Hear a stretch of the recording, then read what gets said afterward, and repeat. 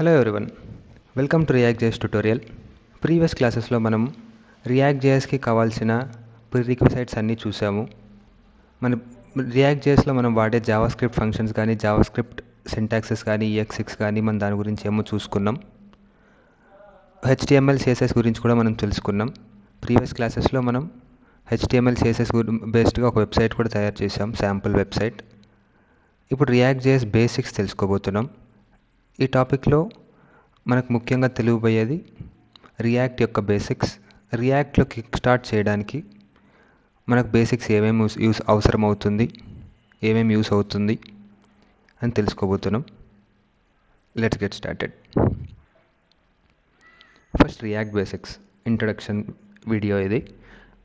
React basics అంటే ఏంటి, దాంట్లో ఏముంటుంది, బేసిక్గా మన రియాక్ట్ అంటే ఏంటి, రియాక్ట్లో మనం తెలుసుకోవాల్సిన విషయాలు ఏంటి అని బ్రీఫ్గా చెప్పుకోబోతున్నాం. రియాక్ట్ సింటాక్స్ బేసిక్గా మామూలు సింటాక్స్ అనేది జావా స్క్రిప్ట్ సింటాక్స్. మనం ప్రీవియస్గా ఒక ప్రాజెక్ట్ చేసాము, ఒక శాంపిల్ ప్రాజెక్ట్ రన్ చేసాము, app.js కూడా చూసాము. ఇప్పుడు ఈ క్లాస్లో కూడా నేను చూపిస్తాను ఒక కోడ్ ఎన్విరాన్మెంట్ ఎట్లా ఉంటుంది ఏంటి అని. రియాక్ట్ సింటాక్స్ మెయిన్గా మనకు కావాల్సింది ఏంటి అంటే ఆ ఇంపోర్ట్ స్టేట్మెంట్స్ కానీ, ఆ ఫంక్షన్స్ డిఫైన్ చేయడం కానీ, ఆ కాంపోనెంట్స్ చేయడం కానీ, JSX రిటర్న్ చేయడం కానీ, ఇట్లాంటివి రియాక్ట్ బేసిక్స్ కిందకు వస్తుంది. రియాక్ట్ సింటాక్స్ మెయిన్గా ఒక జావా స్క్రిప్ట్ ఫంక్షన్ లా ఉంటుంది. ఒక కాంపోనెంట్ మీరు ఎగ్జాంపుల్ తీసుకున్నారు అంటే ఒక కాంపోనెంట్ ఉంటుంది. ఆ కాంపోనెంట్లో ఇంపోర్ట్స్ చేసుకుంటాం, మనకు కావాల్సిన ఇంపోర్ట్స్. నెక్స్ట్ ఒక ఫంక్షన్ డిఫైన్ చేస్తాం, దాన్ని ఎక్స్పోర్ట్ చేస్తాం. ఆ ఫంక్షన్ లోపల మనం ఒక JSX రిటర్న్ చేయబోతున్నాం, అంతే. JSX అంటే నెక్స్ట్ వచ్చి JSX అంటే ఏంటి? JSX అంటే జావా స్క్రిప్ట్ ఎక్స్టెన్షన్ అనమాట. ఇది ఒక syntactical sugar for Java script. మన రియాక్ట్ జేఎస్లో వాడుకోవడానికి JSX దాన్ని యూజ్ చేసుకుంటాం. ఇది ఆల్మోస్ట్ JS లానే ఉంటుంది, బట్ JS కాదు, కొంచెం తేడా ఉంటుంది. మీకు నెక్స్ట్ ఫాలోయింగ్ స్లైడ్స్లో నేను JSX ఏంటో కూడా ఒక సపరేట్ స్లైడ్ ఉంది, అక్కడ నేను మీకు క్లియర్గా ఎక్స్ప్లెయిన్ చేస్తాను. నెక్స్ట్ కాంపోనెంట్స్ ఏంటో అని కూడా బ్రీఫ్గా మనం ప్రీవియస్ క్లాసెస్లో చెప్పుకున్నాం. కాంపోనెంట్స్ అంటే ఏం లేదు, ఒక సింపుల్ ఒక జావా స్క్రిప్ట్ ఫంక్షన్ అది ఒక JSXని రిటర్న్ చేస్తుంది. మీరు సింపుల్గా కాంపోనెంట్ అంటే ఏంటో మీకు చెప్తాను. ఓకే, ఫర్ ఎగ్జాంపుల్ ఒక శాంపుల్ వెబ్సైట్ మనం తయారు చేసాము. ఈ module next module through out మనం ఆ శాంపుల్ ప్రాజెక్ట్ని మనం సైడ్ బై సైడ్ కాన్సెప్ట్స్ నేర్చుకుంటూ ప్రాక్టికల్గా కూడా ఆ వెబ్సైట్ని తయారు చేయబోతున్నాం. రియాక్ట్ ద్వారా తయారు చేసిన ఒక సింగిల్ పేజ్ వెబ్సైట్ అది. నేను మీకు ఇప్పుడు చూపిస్తాను అది ఎలా ఉంటుంది అని. దాంట్లో మనం కాంపోనెంట్స్ అంటే ఏంటి, దాంట్లో అన్నీ వాడామన్నమాట. కాంపోనెంట్స్ అంటే బేసిక్ మీకు కిక్ స్టార్ట్ అవ్వడానికి ఆ ప్రాజెక్ట్ యూజ్ అవుతుంది. మీకు క్లియర్గా స్టేట్ అండ్ ప్రాప్స్ ఏంటి, కాంపోనెంట్స్ ఏంటి, లాజిక్ ఏంటి, JSX ఏంటి, ఎప్పుడు రీరెండర్ అవుతుంది, మనకు కావాల్సిన డేటాను మనం ఎప్పుడు వాడుకోబోతున్నాం, అన్నీ క్లియర్గా ఆ ప్రాజెక్ట్లో మీకు అర్థమైపోతుంది. దానికి ముందు ఇక్కడ నేను బ్రీఫ్గా ప్రతి ఒక్కటి చెప్తాను. నెక్స్ట్ ఫాలో అప్ స్లైడ్లో నేను వెబ్సైట్ చూపించి కాంపోనెంట్ అంటే ఏంటో, స్టేట్ ప్రాప్స్ అంటే ఏంటో క్లియర్గా చెప్తాను. ఇప్పుడు కాంపోనెంట్ అంటే ఏం లేదు కదా, ఒక రియాక్ట్ ఫంక్షన్, ఒక జావా స్క్రిప్ట్ ఫంక్షన్ JSXని రిటర్న్ చేయడం ఇస్ అ కాంపోనెంట్. కాంపోనెంట్స్ చాలా యూజ్ అవుతుందన్నమాట. ఈ కాంపోనెంట్స్ కూడా సపరేట్ మాడ్యూల్ ఉంది ఈ స్లైడ్లో. నేను అది కాంపోనెంట్స్ అనే స్లైడ్ చూపించేటప్పుడు మీకు ఆ వెబ్సైట్ కూడా నేను శాంపుల్ వెబ్సైట్ నేను ఆల్రెడీ తయారు చేసి ఉంచాను. కానీ మనం ఈ కోర్సులో ఆ ప్రాజెక్ట్ని డెవలప్ చేయబోతున్నాం. మీతో పాటు నేను రైట్ ఫ్రమ్ ది స్క్రాచ్ చేయబోతున్నాను ఆ ప్రాజెక్ట్ని. మీకు క్లియర్గా అర్థమైపోతుంది. నేను సైడ్ బై సైడ్ చేస్తూ ఉంటాను, మీరు నాతో పాటు సైడ్ బై సైడ్ ఫాలో అయ్యారు అంటే మీరు ఆ వెబ్సైట్ని మీ అంతటి మీరే డెవలప్ చేసిన వాళ్ళు అవుతారు. Next state and props. Previous introductory క్లాసుల్లో మనం స్టేట్ అంటే ఏంటి, ప్రాప్స్ అంటే ఏంటి అని ఒక బ్రీఫ్గా చెప్పుకున్నాం. స్టేట్ అంటే ఏంటి అంటే it is the heart for virtual DOM. అంటే మనం ఈ రియాక్ట్లో వర్చువల్ డామ్ అనేది వాడతాం. వర్చువల్ డామ్ అంటే ఏంటి అంటే ఎక్కడెక్కడైతే చేంజెస్ జరుగుతుందో అక్కడ మాత్రమే రీరెండర్ అవుతుంది, మిగిలిన చోట్ల రీరెండర్ కాదు, అది అలానే ఉంటుందన్నమాట. అది కూడా నేను క్లియర్గా ఈ వీడియోలోనే నేను ఆల్రెడీ తయారు చేసిన ఒక ప్రాజెక్ట్ని నేను క్లియర్గా చూపిస్తాను, ఎక్కడ రీరెండర్ అవుతుంది, హార్ట్ రీలోడ్ అంటే ఏంటి అని. వర్చువల్ డామ్ గురించి కూడా మనం ప్రాక్టికల్గా చూడబోతున్నాం ఈ వీడియోలో. Next data. మనం ఒక డేటాని ఎట్లా మ్యానిపులేట్ చేసుకోవచ్చు, ఆ డేటాని యూస్ చేసుకొని మన ప్రాజెక్ట్లో ఎలా వాడుకోవచ్చు అని కూడా క్లియర్గా నేను ప్రాజెక్ట్లో చూపిస్తాను. నెక్స్ట్ కమింగ్ వెబ్సైట్లో నేను చూపిస్తాను. డేటా ఒక శాంపుల్ డేటా తీసుకున్నాను నేను.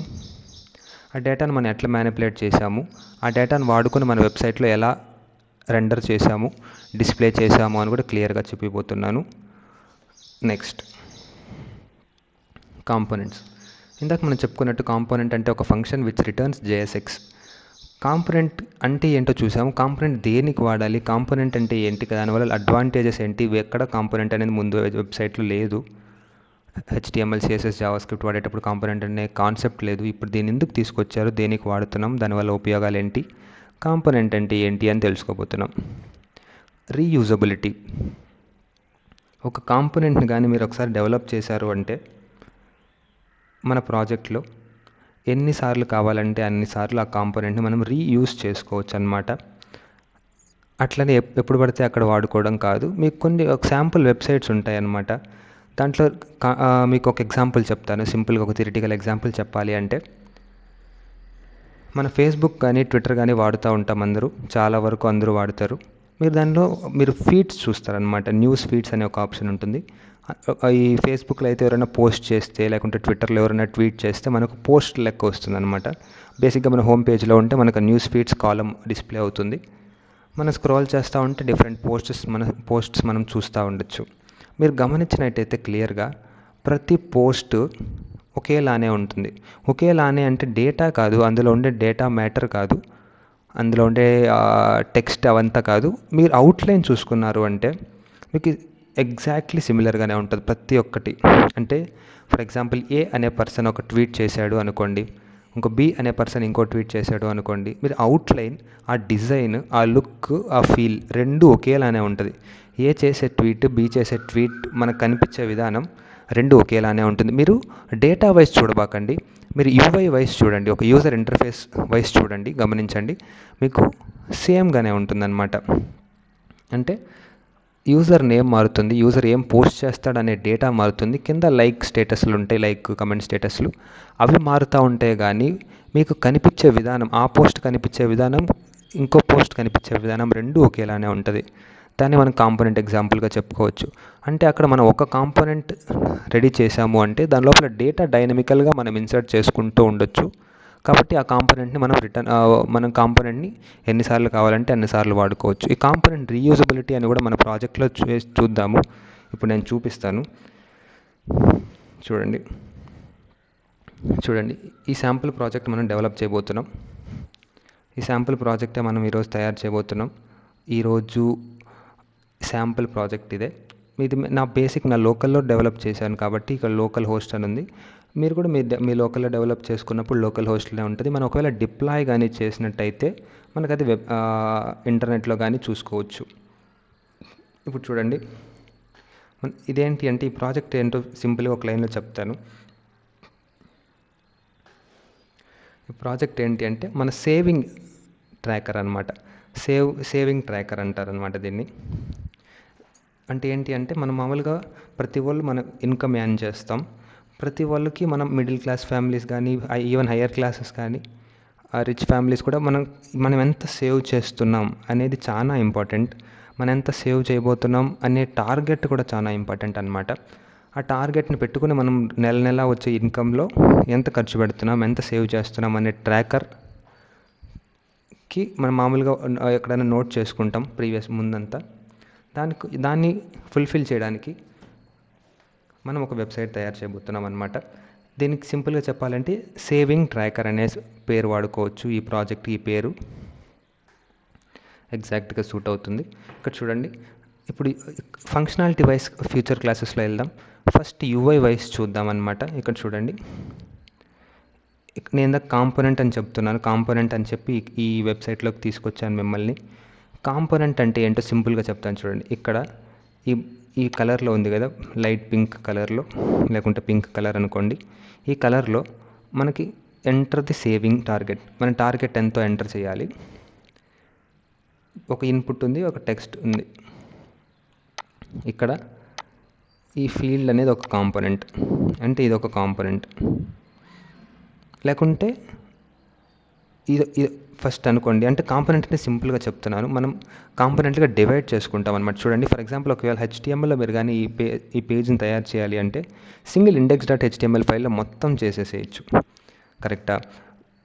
సింపుల్‌గా ఒక హెచ్టీఎంఎల్ ఫైల్‌లో మొత్తం మనం హెచ్టీఎంఎల్‌ని వాడేసి, సీఎస్ఎస్ వాడి, జావాస్క్రిప్ట్ వాడేసి ఒకే సింగిల్ ఫైల్‌లో చేసేసేయొచ్చు.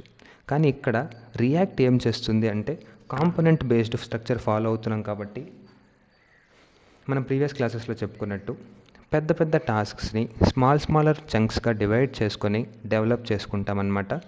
ఈచ్ స్మాల్ చంక్ వచ్చి ఒక కాంపోనెంట్, అన్ని కాంపోనెంట్స్ కలిపి ఒక బిగ్గర్ కాంపోనెంట్గా అయ్యి మన అవుట్పుట్కి డెలివర్ చేస్తాము. ఇక్కడ చూడండి మనం డివైడ్ చేసుకోవచ్చు అనమాట, మన ఇష్టం. ఇక్కడ కూడా రియాక్ట్లో కూడా ఇవన్నీ కూడా ఒకే పేజీలో చేసేయచ్చు. ఇవంతా ఒక కాంపోనెంట్ అనుకోండి. ఈ కాంపోనెంట్ లోపల ఇది చూడండి మొత్తం హోల్ వెబ్సైట్ ఒక కాంపోనెంట్ అనుకోండి. ఈ పింక్ కలర్లో ఉండేది ఒక కాంపోనెంట్ అనుకోండి. ఈ హెడ్డింగ్ ట్యాగ్ ఒక కాంపోనెంట్ అనుకోవచ్చు. ఈ ఫామ్స్ ఉంది కదా ఎంటర్ చేయడానికి, ఈ ఫామ్ ఒక కాంపోనెంట్ అనుకోండి. ఈ లైన్స్ అన్నీ ఉన్నాయి అంటే ఈ మంత్స్ ప్లస్ ఎంత సేవ్ చేసుకున్నామో అనే ఇండికేటర్ ఇది. అది ఫంక్షనాలిటీ వైజ్ చూసేటప్పుడు నేను చెప్తాను. ఫస్ట్ ఇక్కడ కాంపోనెంట్ ఏంటి అని తెలుసుకోబోతున్నాం కాబట్టి కాంపోనెంట్ వైజ్గా చెప్తాను.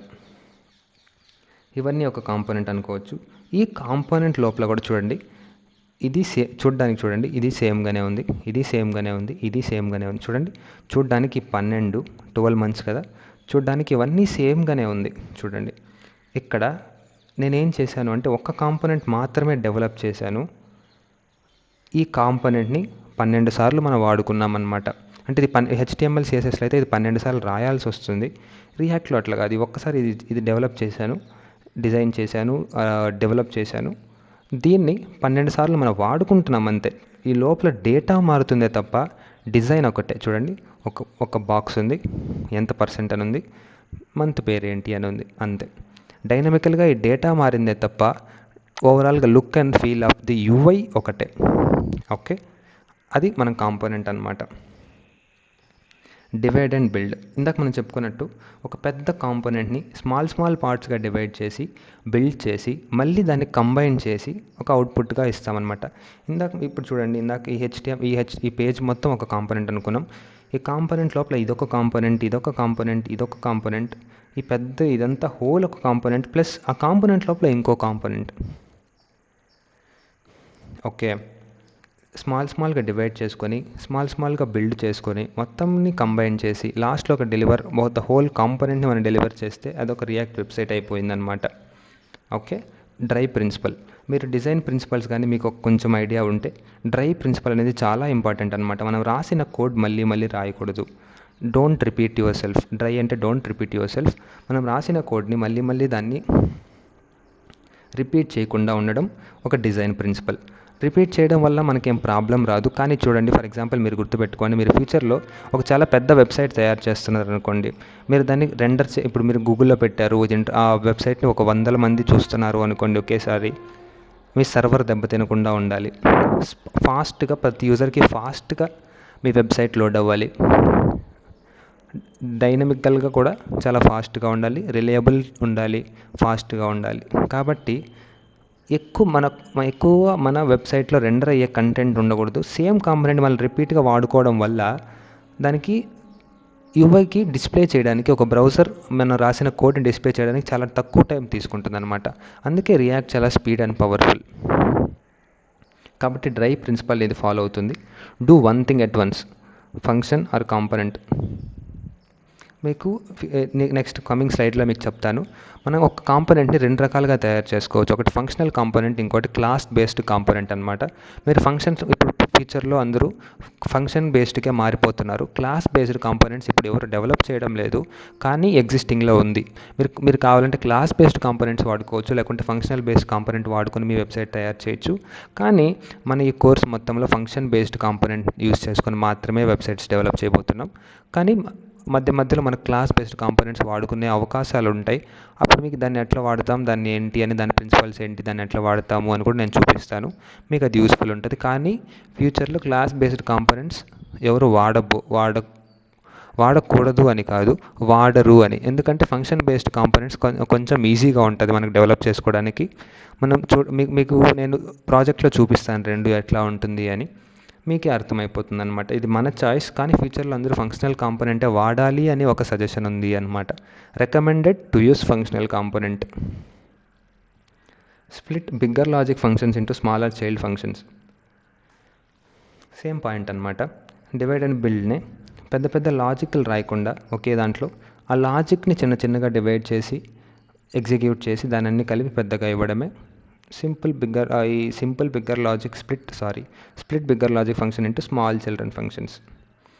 అంతే అనమాట. చిన్న చిన్నగా డివైడ్ చేసుకుని డెవలప్ చేసుకుని దాన్ని అన్ని కంబైన్ చేసి ఒక పెద్ద కాంపోనెంట్గా మనం డెలివర్ చేసుకోవచ్చు. కాబట్టి కాంపోనెంట్స్ ఎందుకు వాడుతున్నాం, దానివల్ల అడ్వాంటేజెస్ ఏంటి, కాంపోనెంట్ అంటే ఏంటి అని తెలుసుకున్నాం. మన యూఐ వైస్గా కూడా కాంపోనెంట్స్ అని క్లియర్గా ప్రాక్టికల్ వైస్లో కూడా కాంపోనెంట్ అంటే ఏంటో చూసాం. ఫ్యూచర్ క్లాసెస్లో మనం డెవలప్ చేసిన ఒక ప్రాజెక్ట్ని ఫంక్షనల్గా కూడా మనం టెస్ట్ చేద్దాం. మన వెబ్సైట్ ఎట్లా పనిచేస్తుందో కూడా మనం టెస్ట్ చేయబోతున్నాం. దీన్ని ఇప్పుడు ఈ ఇంట్రడక్టరీ క్లాసెస్లో దాన్ని మీకు యూఐ వైస్ చూపిస్తాను. నెక్స్ట్ కమింగ్ అప్ క్లాసెస్లో దాన్ని ఎట్లా డెవలప్ చేయాలి అని కూడా మీతో పాటు నేను చేయబోతున్నాను. మనమందరం కలిసి డెవలప్ చేద్దాం. Okay, thank you.